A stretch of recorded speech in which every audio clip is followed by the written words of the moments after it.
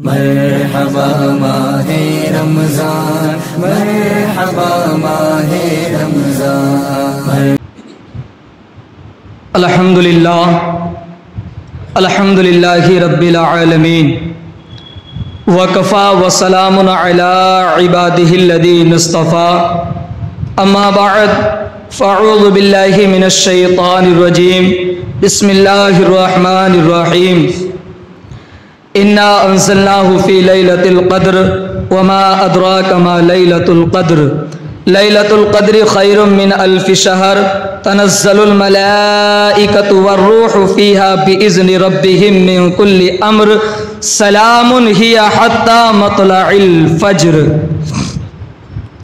آمنت باللہ صدق اللہ العظیم وصدق رسولہ النبی الامین المتین المبین الکریم، ونحن علی ذلک لمن الشاہدین والشاکرین، والحمد للہ رب العالمین۔ غوث اعظم بمن بے سر و ساما مدد، قبلہ دی مدد، کعبہ ایما مدد، بگرداب بلا افتاد کشتی، مدد کن یا معین الدین چشتی۔ قادری یمنع رے غوث اعظم میں صنم، دمدہ شیخ احمد رضا خان قطب عالم میں صنم۔ واہ کیا جود و کرم ہے شہ بطحا تیرا، نہیں سنتا ہی نہیں مانگنے والا تیرا۔ اور فرش والے تیری شوقت کا علو کیا جانے، خوش ربا عرش پر اڑتا ہے فرحہ تیرا۔ ڈاکٹر علامہ اقبال لکھتے ہیں کہ لکھنا نہیں آتا تو میری جان پڑھا کر، لکھنا نہیں آتا تو میری جان پڑھا کر، ہو جائے گی تیری آسان پڑھا کر۔ پڑھنے کے لیے اگر تجھے کچھ نہ ملے، پڑھنے کے لیے اگر تجھے کچھ نہ ملے، چہروں پہ لکھے درد کے عنوان پڑھا کر، چہروں پہ لکھے درد کے عنوان پڑھا کر، اور لاریب تیری روح کو تسکین ملے گی، لاریب تیری روح کو تسکین ملے گی۔ تو قرب کے لمحات میں قرآن پڑھا کر، تو قرب کے لمحات میں قرآن پڑھا کر، آ جائے گا تجھے جینے کا قرینہ اقبال، آ جائے گا جینے کا سلیقہ تجھے اقبال۔ تو سرور کونین کے فرمان پڑھا کر، تو سرور کونین کے فرمان پڑھا کر۔ میرے پیارے آقا علیہ الصلوۃ والسلام کے پیارے دیوانوں، میں نے جو اللہ کے قرآن کی آیت آپ لوگوں کے سماتوں کے حوالے کی، آئیے اس کا ترجمہ بیان کرنے سے قبل نہیں بلکہ دو جہاں کے آفتاب، مدینے کے تاجدار، شہنشاہ ذی وقار، ہم غریبوں کے غم گسار، بے غصوں کے بس، بے بسوں کے بس، ٹوٹے دلوں کے سہارے، آمینہ کا دلارا، عبداللہ کا لخت جگر، احمد مصطفیٰ محمد مصطفیٰ صلی اللہ تعالیٰ علیہ وسلم کی بارگاہ بے کس پناہ میں سبھی حضرات بلند آواز سے درود پاک پڑھیں الصلاۃ والسلام علیکہ یا رسول اللہ، الصلاۃ والسلام علیکہ یا حبیب اللہ، الصلاۃ والسلام علیکہ یا نبی اللہ، صلی اللہ تعالی علیہ وسلم۔ معزز سامعین اکرام، اللہ تبارک و تعالی نے لیلۃ القدر کی رات میں قرآن مقدس کو نازل کیا۔ میں نے جس آیت کریمہ کو پڑھا، انا انزلناہ فی لیلۃ القدر وما ادراک ما لیلۃ القدر، بے شک اللہ تبارک و تعالی نے اسی رات میں قرآن مقدس کو نازل کیا اپنے نبی پر۔ آج لوگ قرآن سے دور بھاگتے ہوئے نظر آ رہے ہیں، آج قرآن کا پڑھنے کا طریقہ ہم کو معلوم نہیں ہے۔ قرآن وہ مقدس کتاب ہے کہ اللہ تبارک و تعالی نے قرآن پڑھنے کا ہر فرشتے کو بھی حکم نہیں دیا، یعنی کہ رب تبارک و تعالی نے دنیا میں فرشتوں کو تو پیدا کیا، مگر کچھ فرشتے ایسے ہیں کہ اللہ کے قرآن کو بھی نہیں پڑھ سکتے ہیں۔ بتاؤ ہم اپنے مقدر پر ناز کریں کہ رب تبارک و تعالی نے ہمیں آخری نبی کی امت میں پیدا کیا اور ہر امتی کو قرآن پڑھنے کا حکم دیا کہ تم اللہ کے قرآن کی تلاوت کرو، کیونکہ اللہ کا قرآن وہ قرآن ہے کہ جس نے اپنے بچے کو جس نے حافظ قرآن بنایا یعنی کہ کل قیامت کے دن اس کے ماں باپ کو ایک نورانی تاج پہنایا جائے گا۔ آج ہم نے اپنے بچے کو یعنی کہ ہم کالج میں ڈال دیتے ہیں، انجینئر بنائیں گے، ڈاکٹر بنائیں گے۔ میرے عزیزو، ہم یہ منع نہیں کرتے اپنے بچوں کو ڈاکٹر نہ بناؤ، اپنے بچوں کو انجینئر نہ بناؤ، اپنے بچوں کو تم یعنی کہ وکیل نہ بناؤ، سب کچھ بناؤ، مگر ان سب کچھ بنانے سے پہلے اللہ کے قرآن کی تعلیم دو، اللہ کے قرآن کو پڑھاؤ، اللہ کے دین کو پڑھاؤ، نبی کی شریعت کو پڑھاؤ۔ یعنی کہ جب تم اپنے بچے کو عالم دین بناؤ گے، حافظ قرآن بناؤ گے، اس کے بننے کے بعد جب تمہارا بچہ ڈاکٹر بنے گا تو وفادار ڈاکٹر بنے گا، یعنی کہ کڈنی چور نہیں بنے گا، کیونکہ اس نے اللہ کے قرآن کے شریعت کے مطابق اپنے یعنی کہ ڈاکٹر کو سیکھا ہے، ڈاکٹری کو سیکھا ہے۔ جب ہمارا بچہ قرآن کو سیکھنے والا جب ڈاکٹر بن جائے گا تو کبھی زندگی میں کسی کے ساتھ غداری نہیں کرے گا، کسی کے ساتھ بھی یعنی کہ دغا بازی نہ کرے گا۔ جب بچہ تمہارا ڈاکٹر بنتا ہوا نظر آئے گا، اگر قرآن کو پڑھ کر ڈاکٹر بنا گے تو کبھی زندگی میں نبی کا غدار نہیں بنے گا، بلکہ نبی کا وفادار بنتا ہوا نظر آئے گا۔ تو میرے عزیزو، اپنے بچوں کو ہر چیز بنانے سے پہلے قرآن کی تعلیم دو۔ قرآن کی تعلیم وہ ہے، روایتوں کے اندر آتا، میرے نبی کی حدیث سے پاک ہے کہ کوئی اگر والدین اپنے بیٹے کو حافظ قرآن بناتا ہے، کل قیامت کے دن اس کے باپ کو ایک نورانی تاج یعنی کہ سر پر پہنایا جائے گا، اس کے والد اور والدہ کو نورانی تاج پہنایا جائے گا، یعنی کہ وہ تاج ایسا ویسا نہیں ہوگا۔ فرمایا جاتا ہے کہ وہ تاج جو ہوگا سر پر، سورج سے بھی زیادہ تیز چمک رہا ہوگا، سورج سے بھی زیادہ تیز چمک رہا ہوگا۔ آج سورج صبح کو طلوع ہوتا ہے، جب اس کی روشنی پھیلتی ہے تو پوری دنیا کو روشن کر دیا کرتا ہے۔ جب اس کے باپ کو وہ تاج پہنایا جائے گا، اس کا باپ پوچھے گا، اے رب قدیر، یہ ہمارے سر پہ تاج کس لیے ہے، کس لیے پہنایا جا رہا ہے؟ تو رب تبارک و تعالیٰ کہے گا، اس کے فرشتے کہیں گے، اے بندے، تو نے دنیا میں اپنے بیٹے کو حافظ قرآن بنایا ہے، اس لیے رب تبارک و تعالیٰ نے تیرے سر پہ نورانی تاج کو سجا دیا گیا۔ اب جو اپنے اولاد کو حافظ قرآن بنانا چاہتے ہیں تو وہ یہ نہ سوچیں کہ مسجد میں امامت کرے گا، یعنی کہ مدرسوں میں پڑھائے گا، یعنی کہ قرآن کی تعلیم دو تو اپنے بچوں کو ڈاکٹر بھی بناؤ، انجینئر بھی بناؤ، وکیل بھی بناؤ۔ یعنی تم نے پڑھا نہیں ہے، ہمارے بزرگان دین کا قول ہے، ہمارے بزرگان دین دنیا میں ایسے گزرے ہیں کہ جو دنیا میں رہ کر یعنی کہ دن میں یعنی کہ پوری دنیا پر حکومت کرتے تھے، اور رات میں جب عشاء کا وقت ہوتا تھا تو وہی اللہ کا نیک بندہ یعنی کہ تراویح پہ مصلی پر کھڑا ہو کر اللہ کی قرآن کی تراویح پڑھایا کرتا تھا۔ ایسے بزرگان دین بھی گزرے ہیں جنہوں نے دنیا پہ حکومت کیا، حکومت اپنا راج چلایا گئے، حکومت بھی کرتے تھے، مگر جس وقت نماز کا وقت ہوتا تھا تو اللہ کی عبادت بھی کیا کرتے تھے اور اللہ کے قرآن سے تراویح بھی پڑھایا کرتے تھے۔ تو میرے پیارے آقا علیہ الصلوۃ والسلام کے پیارے دیوانوں، اللہ کے قرآن کو حقیر نہ جانو، یہ قرآن وہ قرآن ہے جس نے دنیا میں اللہ کے قرآن کا ایک لفظ پڑھا، اللہ تعالیٰ اس کو 10 نیکی عطا فرماتا ہے، اس کے 10 درجات بلند عطا فرماتا ہے۔ اللہ کا قرآن وہ ہے۔ آئیے سنتے ہیں، میں نے ایک کتاب کے اندر ایک واقعہ پڑھا تھا۔ وہ واقعہ ایسا ہے کہ کچھ لوگ قبرستان گئے تھے، جیسے ہی قبرستان جانے کے بعد قبر کھودنا شروع کر دیتے ہیں۔ قبر کھودتے کھودتے کیا ہوتا ہے کہ قبر جہاں کھودی جا رہی تھی اس کے بازو میں ایک قبر تھی، اس قبر سے ایک اینٹ باہر نکل جاتی ہے۔ کیا؟ ایک اینٹ قبر کی باہر نکل جاتی ہے۔ جیسے ہی بازو والی قبر کی اینٹ باہر نکلی تو قبر کھودنے والے کیا سوچتے ہیں، کیا دیکھتے ہیں؟ وہ اینٹ جیسے ہی ہٹی تو قبر سے ایک قندیل روشن کی یعنی کہ خوشبودار ہوا نکلی، اس قبر سے ایک خوشبو نکلی اور اس کی قبر میں نری روشنی پھیلی ہوئی تھی، نری روشنی پھیلی ہوئی تھی۔ اور وہ فرماتے ہیں قبر کھودنے والے کہ جب ہم نے اور اس قبر کی اور اینٹوں کو ہٹایا تو جو مردہ اس قبر کے اندر لیٹا تھا یعنی کہ جب سے وہ لیٹا تھا آج ہم دیکھ رہے ہیں کہ رب تبارک و تعالی کی اس مٹی نے اس کے کفن پر بھی دھپا نہیں لگایا ہے، اس کے کفن پر مٹی کا دھپا بھی نہیں ہے۔ لوگ تعجب میں پڑ گئے، حیران ہو گئے، یار یہ کس کی قبر ہے؟ بہت سال گزر چکے تھے اس قبر کو بنائے ہوئے۔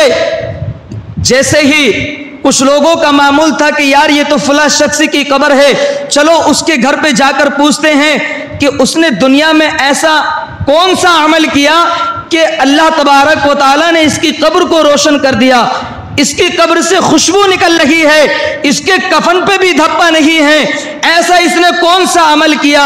اب جیسے ہی قبر کھودنے والے اس کے گھر جاتے ہیں تو ایک ضعیف بڑھیا، ایک ضعیف فرمایا جاتا ہے کہ وہ جو ضعیف بڑھیا تھی، وہ جو قبر میں شخص لیٹا تھا وہ اس کی خاتون تھی، وہ اس کی زوجہ تھی، اس کی بیوی تھی۔ جیسے ہی اس سے پوچھا کہ جب تیرا شوہر انتقال دنیا سے کر چکا تھا تو اس سے پہلے تیرے شوہر کا عمل کیا تھا، تیرا شوہر کون سا عمل کرتا تھا؟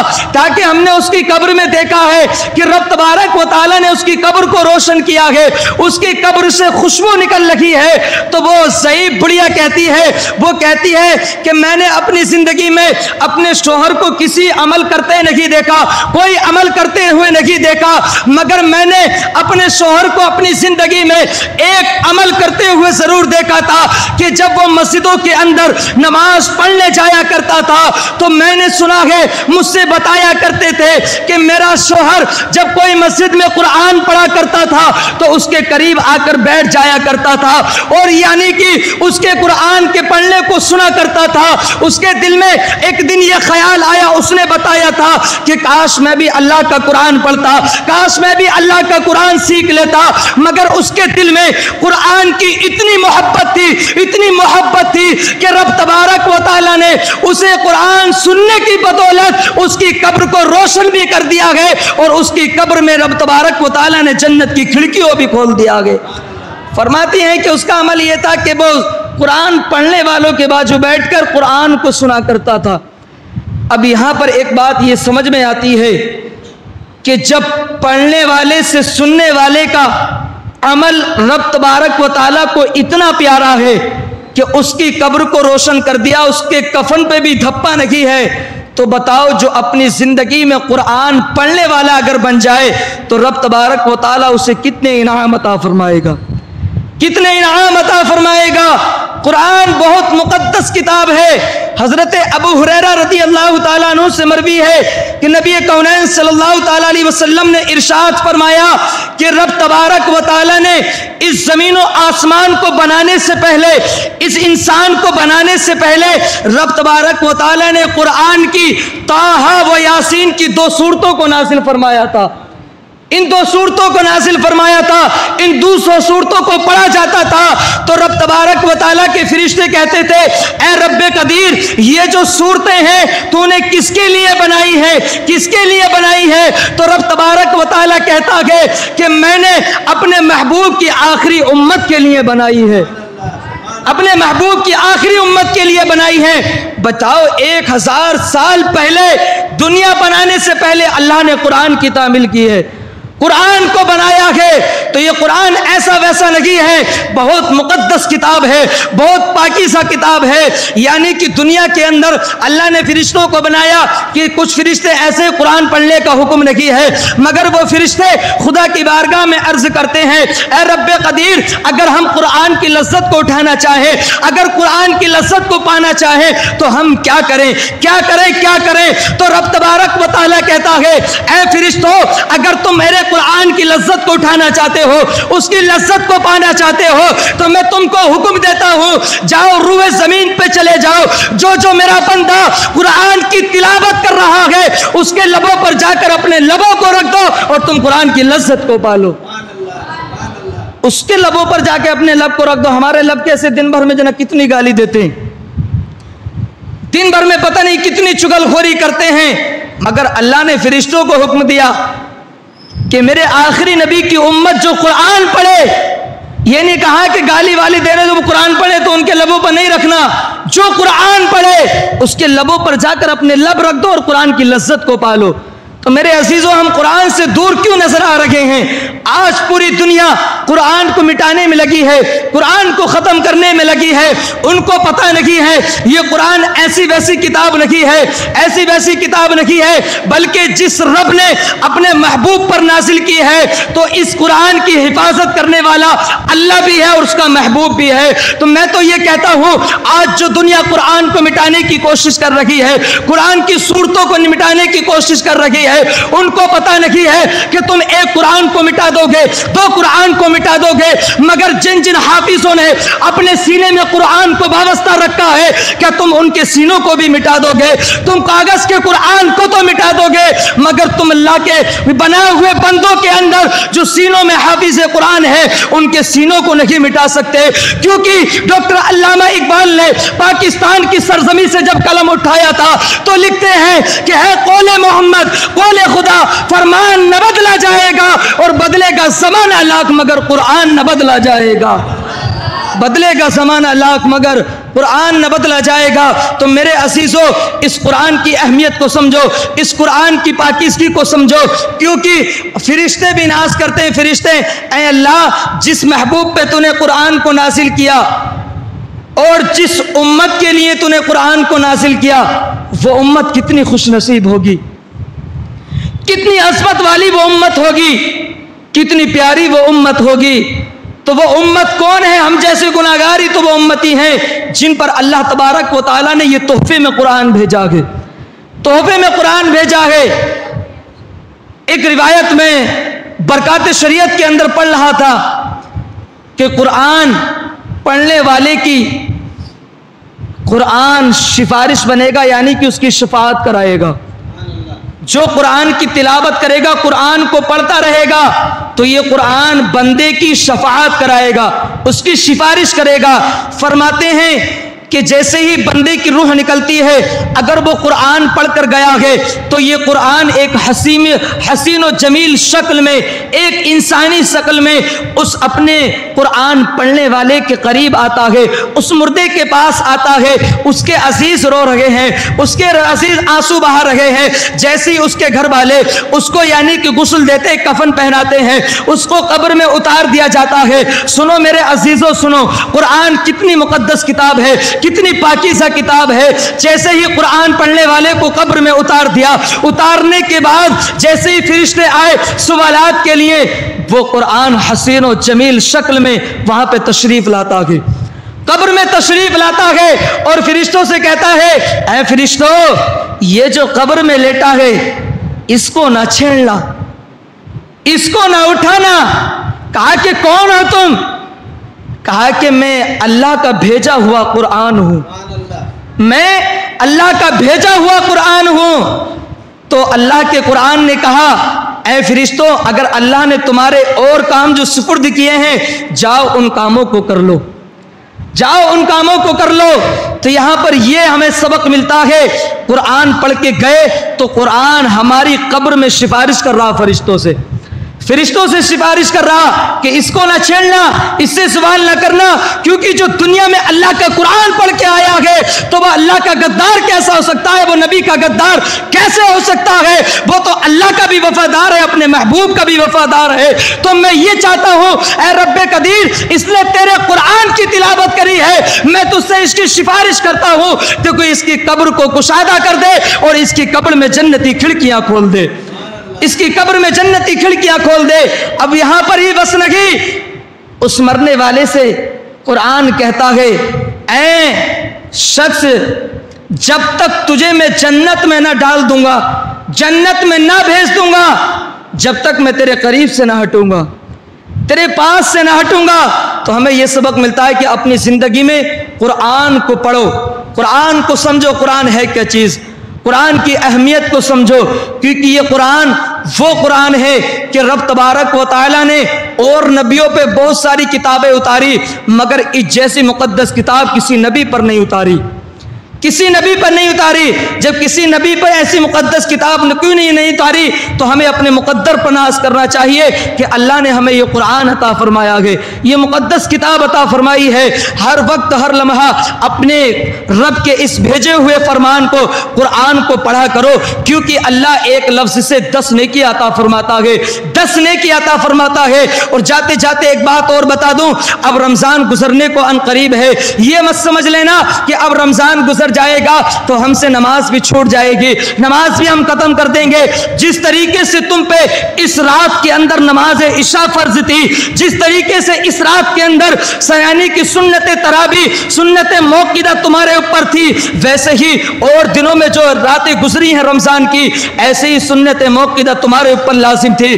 کیونکہ تم نے سنت تراویح کو چھوڑا، نماز عشاء کو چھوڑا۔ میرے عزیزو یاد رکھ لینا، اگر تم نے دنیا میں اگر خدا کو ناراض کر کے گئے ہو، نمازوں کو ترک کر کے گئے ہو، تو ایک نہ ایک دن وہ آئے گا، ہمیں بھی کفن پہنا کر قبر میں اتار دیا جائے گا، ہمیں اندھیری قبر میں اتار دیا جائے گا۔ وہ قبر اتنی اندھیری ہے، قسم خدا کی ایک ہاتھ دوسرے ہاتھ کو سجائی نہیں دیتا ہے۔ اگر ایک ہاتھ کو دیکھیں اس طریقے سے تو دونوں ہاتھ دکھائی نہیں دیتے ہیں۔ تو میرے عزیزو، اپنی زندگی کہاں کاٹ رکھے ہو، اپنی زندگی کہاں گزر بسر کر رکھے ہو؟ اللہ نے تمہیں اپنی زندگی اپنی عبادت کرنے کے لیے دی تھی، اپنی ریاست کرنے کے لیے دی تھی، نہ کہ تمہیں دوسرے کام کرنے کے لیے دی تھی۔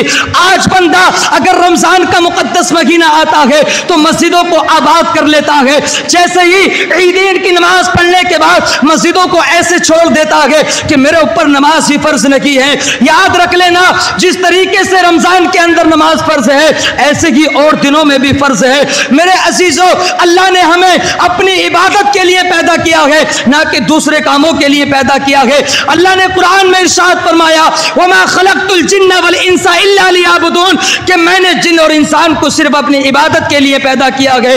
جب اللہ نے ہمیں اپنی عبادت کے لیے پیدا کیا ہے تو کہاں غفلتی میں زندگی کاٹ رکھے ہو، کہاں چائے کے ہوٹلوں پر بیٹھ کر زندگی کاٹ رکھے ہو، کہاں باہر کٹوں پر بیٹھ کر اپنی زندگی کاٹ رکھے ہو۔ یہ زندگی بڑی مختصر ہے، بڑی چھوٹی سی زندگی ہے۔ ارے عزیزو، یہ وہ مقدس رات ہے، اپنی قسمت پر ناز کرو۔ اگر تم اس رات میں دل کھول کے خدا کی عبادت کرو، خدا کی ریاست کرو، تو رب تبارک و تعالی تمہیں ایک رات کے بدلے میں 80 سال کی عبادت کا ثواب عطا فرماتا ہے۔ 80 سال کی عبادت، 80 سال عمر بھی نہیں ہے، پتہ نہیں کب موت آ جائے، مگر اللہ نے یہ ایسی راتیں دے دے کر ہم کو ایک سبق دیا ہے، اپنے محبوب کو یعنی کہ بتایا ہے۔ میرے محبوب کو، میرے نبی کو اس امت کا بڑا درد تھا، بڑا درد تھا، ہر وقت آنسو بہایا کرتے تھے، ہر وقت اپنی آنکھوں سے آنسو بہایا کرتے تھے۔ ایک روایت میں نے پڑھی تھی کہ نبی اپنی امت کو یاد کرتے کرتے، اپنی امت کو یاد کرتے کرتے، اے رب میری امت کو بخش دے، اے رب میری امت کو میرے حوالے کر دے، میری امت کو بخش دے۔ مگر میرے نبی اپنی امتیوں کے لیے ہر وقت دعا مانگتے رہے، ہر وقت بخشنے کی دعا مانگتے رہے، مگر اس امت نے درد دیا ہے، اس امت نے نبی کے زخموں کو تازہ کیا ہے۔ تمہیں پتہ نہیں ہے نبی نے جنگوں کے اندر خون بہایا، خون کس کی خاطر؟ ہماری خاطر، ہم گناہگاروں کی خاطر نبی نے خون بہایا ہے۔ روایت کے اندر آتا ہے، میرے نبی کی حدیث پاک ہے، نبی اپنی امت کو یاد کرتے کرتے ایک غار کے اندر جاتے ہیں، جانے کے بعد ایک نوکیلا پتھر ہے، پتھر کی چونچ بنی ہوئی ہے، تلوار کی طرح چونچ بنی ہوئی ہے پتھر کی طرح۔ میرے نبی اس غار کے اندر جاتے ہیں، جانے کے بعد اس پتھر پر اپنی پیشانی کو رکھ دیتے ہیں، اپنی پیشانی کو رکھ دیتے ہیں۔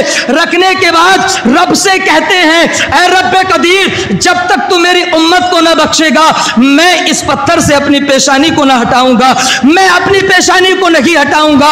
کچھ عرصہ گزر گیا، کچھ وقت گزر گیا، صحابہ اکرام میں ہڑکمپ مچ گیا کہ نبی کدھر تشریف لے گئے، نبی کہاں؟ نبی نہیں دکھ رہے ہیں۔ تو حضرت عمر فاروق اعظم اور حضرت مولا علی کرم اللہ تعالی وجہ الکریم نبی کو دیکھنے کے لیے جیسی جنگلوں کی وادیوں میں چلتے ہیں، جانے کے بعد ایک چرواہا ملتا ہے بکریوں کو چرانے والا، اس سے پوچھتے ہیں، اے چرواہے، کہ تو نے میرے نبی کو دیکھا ہے، کہ تو نے میرے نبی کو کہیں دیکھا ہے؟ کہا کہ نہیں، میں نے آپ کے نبی کو تو نہیں دیکھا ہے، مگر میں جب سے یہاں بکری چرانے آیا ہوں مجھے ایک غار سے ایک آواز آ رہی ہے، مگر اتنی درد بھری آواز سے وہ شخص رو رہا ہے کہ اس کی درد بھری آواز سے میری بکریوں نے بھی چرنا چھوڑ دیا ہے، میری بکریاں لیے بھی نبی چگنا چھوڑ دیا ہے، اتنی درد بھری آواز سے بور ہو گئے ہیں۔ جیسے ہی عمر فاروق اعظم نے اتنا سنا، نبی تشریف کے یعنی کہ نبی کے پاس تشریف لے جاتے ہیں، کیا دیکھتے ہیں؟ وہ نورانی پیشانی، قسم خدا کی وہ نورانی چہرہ، میرے نبی ایک نوکیلے پتھر پر رکھے ہوئے ہیں اور زباں پہ یہی جاری ہے، رب حبلی امتی، رب حبلی امتی، اے رب میری امت کو بخش دے، اے رب میری امت کو میرے حوالے کر دے۔ مگر اس امت کو کہاں پتا ہے کہ نبی نے کتنے آنسو بہائے، نبی نے کتنے خون بہائے، اس امت کو کہاں پتا ہے؟ اس امت کو تو بس اتنا پتا ہے کہ ہمیں نائی کی دکان پر بیٹھ کر داڑھیوں کو منڈوانا ہے، ہمیں کٹوں پر بیٹھ کر ایک دوسرے کی چگلی کرنی ہے، ہمیں مسجدوں میں آواز آتی ہے، محسن پکارتا حی علی الصلاۃ حی علی الفلاح، اے لوگوں آؤ کامیابی کی طرف آؤ، مگر کہاں پتا ہے؟ ادھر کو سنتا ہے ادھر کو نکال دیتا ہے۔ اے عزیزو، زندگی بڑی مختصر ہے، بڑی چھوٹی سی زندگی ہے، کہاں گزار رکھے ہو، کہاں عیاشیوں میں گزار رکھے ہو؟ جیسے ہی عمر فاروق اعظم نے دیکھا کہ نبی رو رہے ہیں، نبی پیشانی سجدے میں رکھے ہوئے ہیں، عمر نے بھی التجا کی اور حضرت عمر فاروق نے بھی التجا کی، مولا علی نے بھی التجا کی، اور فرماتے ہیں کہ عثمان غنی بھی ان کے ساتھ تھے، انہوں نے بھی التجا کی، اے حضور سجدے سے سر اٹھا لیجئے، سجدے سے سر اٹھا لیجئے۔ کہا اے عمر، جب تک میرا رب میری امت کو نہیں بخشے گا، میں جب تک پیشانی سجدے سے نہیں اٹھاؤں گا، اسی طریقے سے خدا کی بارگاہ میں دعا کرتا رہوں گا۔ التجا کرتے رہے مگر نبی نے سجدے سے سر نہ اٹھایا، سر نہ اٹھایا۔ یعنی کہ صحابہ اکرام نے آپس میں میٹنگ کی کہ جاؤ کسی بھی صورت سے بی بی فاطمہ کو گھر سے بلا کر لاؤ، بی بی فاطمہ کو لے کر آؤ۔ بی بی فاطمہ کی بات نبی بہت جلدی مانتے ہیں کہ شاید یعنی کہ فاطمہ کے کہنے سے نبی سجدے سے سر اٹھا لے۔ صحابہ اکرام توڑے، عرض جانے کے بعد جیسے ہی اس سیدہ طیبہ طاہرہ کے گھر پہنچے، بی بی فاطمہ کے گھر پہنچے، سارا ٹکڑا بیان کر دیا، سارا واقعہ بیان کر دیا۔ بی بی فاطمہ وہاں سے گھر سے نکلتی ہے، 70 پیمدوں کی چادر لگی ہوئی اوڑھتی ہے، اوڑھنے کے بعد سفر شروع کر دیتی ہے۔ آج ہماری بیٹیوں کا بھی کیا حال ہے، ہمارے گھر والوں کا بھی کیا حال ہے؟ اگر عید پر نئے کپڑے نہ بنے تو یعنی کہ دلوں کو سکون نہیں ملتا، دلوں کو قرار نہیں ملتا، مگر اس نبی کی شہزادی کو کیا نام دو گے، اس فاطمہ کو کیا نام دو گے؟ 70 پیمدوں کی چادر اوڑھ کر نبی کی بارگاہ کی طرف چلنا شروع کر دیتی ہے۔ حضرات محترم، جیسے ہی بی بی فاطمہ پہنچنے کے بعد عرض کرتی ہے، اے بابا جان، اے جنت کے سردار، ذرا سر سجدے سے اٹھا لیجئے، سجدے سے سر اٹھائیے۔ کہا کہ اے فاطمہ، جب تک میرا اللہ میری امت کو نہ بخشے گا، سجدے سے سر نہیں اٹھاؤں گا، سجدے سے سر نہیں اٹھاؤں گا۔ بی بی فاطمہ نے کہا، اے بابا جان، اگر تم نے سجدے سے سر نہیں اٹھایا تو آج یہ فاطمہ یعنی کہ اپنے سر سے دوپٹہ اتار دے گی، دوپٹہ جب تک نہیں اوڑھے گی جب تک آپ سجدے سے سر نہیں اٹھائیں گے۔ میرے نبی نے جیسے ہی اتنا سنا، کہتے اے فاطمہ، تو ایسا ہرگز نہ کرنا، تو ایسا ہرگز نہیں کرنا، اگر تو نے میری بیٹی فاطمہ تو نے اگر ایسا کر دیا تو میری جو یعنی کہ امت ہے، جو میری یعنی کہ قوم کی شہزادیاں ہیں، میرے نبی کی جو امتیاں ہیں، عورتیں ہیں، ان کا کیا حال ہوگا۔ پھر بھی نبی نے اتنا کہا، سجدے سے سر نہیں اٹھایا۔ بی بی فاطمہ نے کہا، اے بابا جان، سجدے سے سر اٹھائیے، اگر میدان محشر میں اگر آپ کی امت کو بخشنے کے لیے اگر نیکیاں کم پڑ جائیں گی، نیکیاں کم پڑ جائیں گی، جو میرے حسین نے میدان کرب و بلا میں خون بہایا گئے، میں وہ خون کے کپڑے آلودہ اس پلڑے میں رکھ دوں گی جس پلڑے میں تمہاری امت کے گناہ ہوں گے۔ رب تبارک و تعالی میرے اس بیٹے کی خون کی برکت سے رب تبارک و تعالی تمہاری امت کو بخش دے گا۔ فاطمہ نے اتنا کہا، نبی نے سجدے سے سر اٹھا لیا، نبی نے سجدے سے سر اٹھا لیا۔ دیکھیں کتنی مشقت کر رہے ہیں، کتنی محنت کر رہے ہیں اس امت کو بخشوانے کے لیے، اس امت کو بخشوانے کے لیے۔ فاطمہ نے کہا، بابا جان، اگر آپ کی امت کو بخشنے کے لیے نیکیاں کم پڑ جائیں گی تو میں اپنے حسین جو میرے بیٹے نے کربلا میں خون بہایا ہے، میں وہ خون کے قطرے اس پلڑے میں رکھ دوں گی جس پلڑے میں تمہاری امت کے گناہ ہوں گے۔ رب تبارک و تعالیٰ ان خون کے قطروں سے تمہاری امت کو جنت عطا فرما دے گا۔ تمہاری امت کو جنت عطا فرما دے گا۔ اور یہاں تک کہ بس نہیں کیا، میں بتاؤں تمہیں، امام حسین کا خون ایسا ویسا خون مت سمجھنا کہ خون بہا دیا کربلا میں شہادت کا مرتبہ مل گیا۔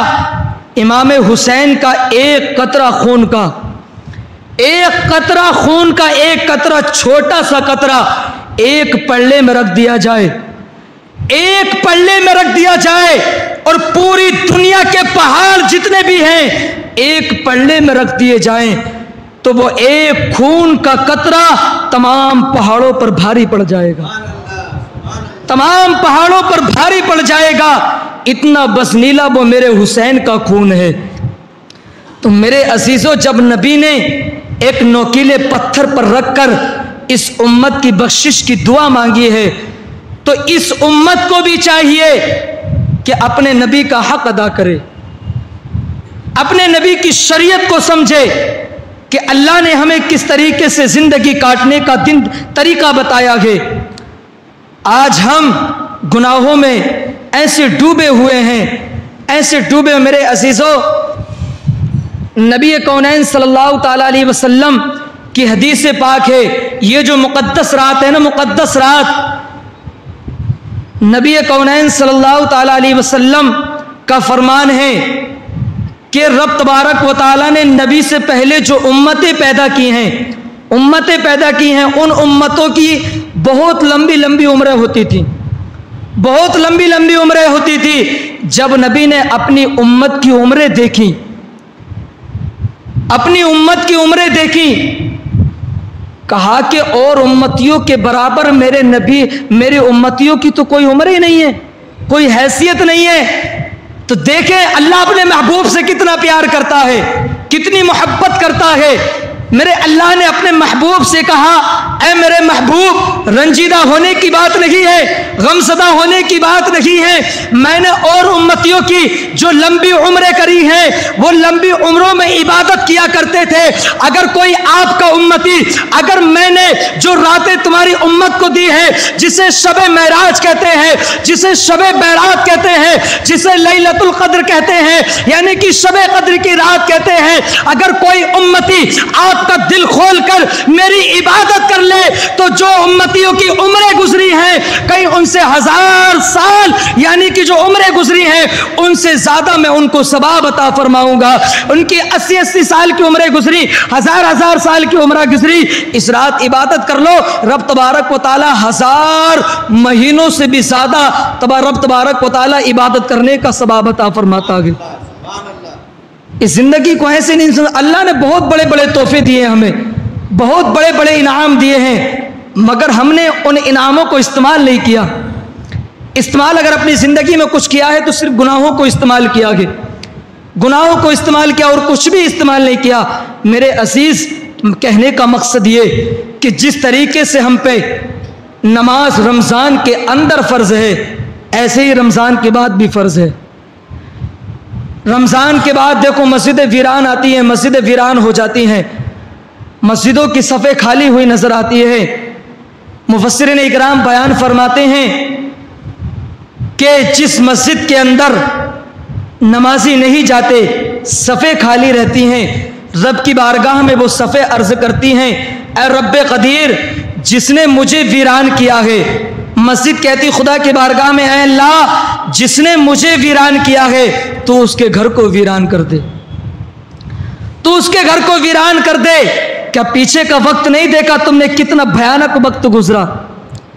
تمہارا دل چاہتا تھا کہ ہم نماز پڑھیں، ہم نماز پڑھیں، نماز پڑھیں، مگر اللہ کے گھر نے تمہیں اپنے اندر داخل نہیں ہونے دیا۔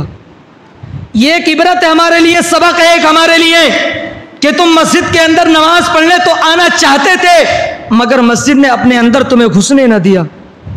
کیونکہ یہ ہمارے لیے ایک سبق ہے، کیونکہ آج تم نے اللہ کے گھر کو ویران کیا ہے تو اللہ ہمارے گھر کو بھی ویران کرے گا۔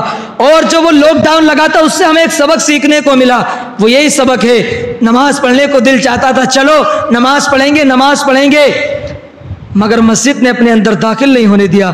اب مسجد بلاتی ہے تو ہم نہیں آتے ہیں، غفلت میں ڈوبے ہوئے رہتے ہیں، کہاں اپنی زندگی کو کاٹ رہے ہو؟ بہت مختصر زندگی ہے، ایک بار زندگی ملی ہے، دوبارہ زندگی نہیں ملے گی۔ میرے عزیزوں، میرے پیارے آقا علیہ الصلوۃ والسلام کے پیارے دیوانوں، یہ بہت مقدس رات ہے۔ جتنا بھی وقت ملے اللہ کی تسبیح و تحلیل میں وقت گزارو۔ اللہ یعنی کہ جو نمازیں قضا ہوئی ہیں ان نمازوں کو ادا کرو۔ تم اگر اس رات میں عبادت کرو گے، ریاضت کرو گے، اللہ کے قرآن کی تلاوت کرو گے تو اللہ تبارک و تعالیٰ تمہیں اس رات کے بدولت 80 سال کی عبادت کا ثواب عطا فرمائے گا۔ 80 سال کی عبادت، 80 سال کی۔ تو کہنے کا مقصد یہ، اپنی زندگی میں گناہوں کو چھوڑو، اپنی زندگی خدا کے سپرد کر دو، نمازوں کو اپنی زندگی میں قائم کر لو، کیونکہ زندگی میں ایک وقت یعنی کہ ایک دفعہ ملتی ہے، دوبارہ نہیں ملے گی۔ مولا تبارک و تعالی میرے کہنے میں، آپ لوگوں کے سننے میں کوئی بھی غلطی یا خامی ہوئی ہو میں توبہ کرتا ہوں۔ استغفر اللہ ربی من کل ذنب واتوب الیہ۔ سبھی حضرات بلند آواز سے کلمہ شریف پڑھیں، لا الہ الا اللہ محمد رسول اللہ صلی اللہ تعالی علیہ وسلم۔ دعوت اسلامی کی دعوت عرش و عام کر